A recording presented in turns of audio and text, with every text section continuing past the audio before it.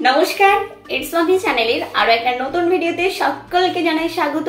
তো আজ আমি আরো একটা রান্নার ভিডিও নিয়ে এসেছি, যেটা সন্ধ্যার টিফিনে বা বাড়ির ছেলে মেয়েদের স্কুলের টিফিনের জন্য রেডি করে দিতে পারো। তো আজ আমি বানাচ্ছি হচ্ছে চিকেন পাস্তা, একটু অন্যরকম ভাবে।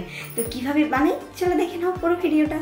চিকেন পাস্তাটা করার জন্য এখানে বেশ কিছু ভেজিটেবলস আমি কেটে রেডি করে নিয়েছি, আর এই দিকে একটা পাত্রে এবার পাস্তাটাকে বের করে নিচ্ছি। তো আজকের পাস্তাটা হবে চিকেন পাস্তা, একটু আমার স্টাইলে। রান্নায় নতুন নতুন কিছু ট্রাই করতে আমার বরাবরই ভালো লাগে, তাই আজকের রান্নাতেও একটু নতুনভাবে নতুন স্টাইলে রান্না করা। তো কীরকম হয় দেখো। তো এইখানে আমি পাস্তাটা নিয়ে এবারে গ্যাসটাকে জ্বালিয়ে দিয়ে কড়াইয়ে বেশ পরিমাণে জল দিয়েছি, দেবো হচ্ছে পাস্তাটাকে সেদ্ধ করতে। তো সেদ্ধ করার আগেই জলের মধ্যে আমি একটু সাদা তেল ইউজ করেছি। এই জলের মধ্যে সামান্য একটু সাদা তেল ইউজ করলে কিন্তু তার উপকারিতা ভীষণ। পাস্তা বা নুডলস বা চাউমিন যাই সেদ্ধ করো না কেন, তাতে যদি একটু সাদা তেল ইউজ করা হয় তাহলে কিন্তু একটার গায়ে আরেকটা লেগে যায় না, একটু ঝরঝরে ভাব থাকে, যে কারণে এই সাদা তেলটা ইউজ করা। দেখো আমার কিন্তু এখানে পাস্তাটা সেদ্ধ হয়ে গেছে। পাস্তা সেদ্ধ করতে কিন্তু বেশ সময় লাগে না, 2-1 মিনিটের মধ্যেই হয়ে যায়। তো এবারে আমি জলগুলোকে ঝরিয়ে নিয়ে পাস্তাগুলো একটা পাত্রে রেখে দিয়েছি। এবারে ওই কড়াইয়ে আবার কিছুটা পরিমাণে সাদা তেল দিয়ে চিকেনটাকে বেশ কিছুক্ষণ ফ্রাই করেছি। তো 2-4 মিনিট ফ্রাই করার পর আমি এর মধ্যে অ্যাড করেছি পেঁয়াজ। এবার এই পেঁয়াজটা দিয়ে তারপরে আরও 2-1 মিনিট এটাকে কুক করব।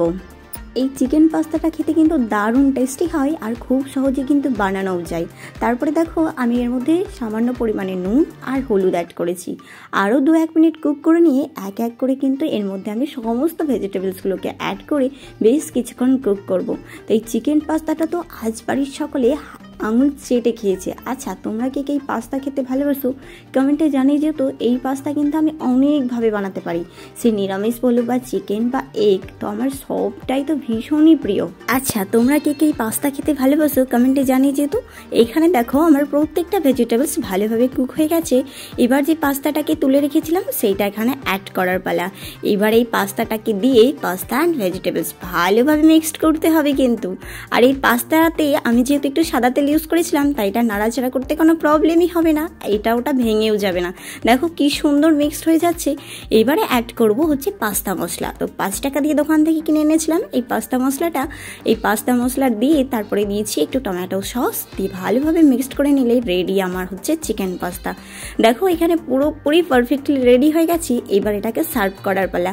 আচ্ছা, তোমরা কে কোথায় থেকে আমার এই রান্নার ভিডিওগুলো দেখছো কমেন্টে অবশ্যই জানিয়ে যেও প্লিজ।